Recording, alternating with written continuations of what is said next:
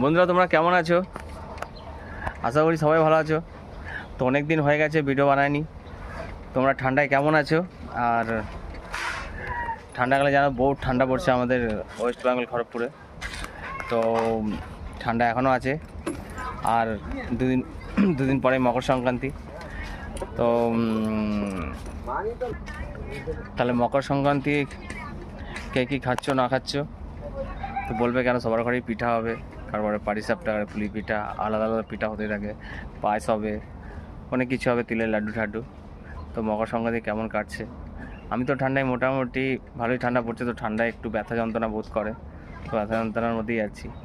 দেখি কবে অপারেশন হয় পা, লড়ে যাচ্ছি, লড়ে যাব। তো আমার ভিডিওগুলো একটু শেয়ার করো, শেয়ার করলে আমার বহুত উপকার হবে।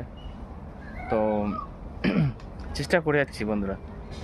তো তোমরা যদি থাকো সাথে তাহলে তাড়াতাড়ি আমার পায়ের অপারেশনটা হবে, আমি আবার হাঁটবো। তাহলে এইভাবে কোথাও গিয়ে গাড়ি যেতে হবে না। যদি কোনো সময় পা ঠিক হয়ে যায়, তাহলে যদি আমি একজনকে উপকার করতে পারি, এমনি একটা গাড়ি দিতে পারি, তো আমার খুব ভালো হবে।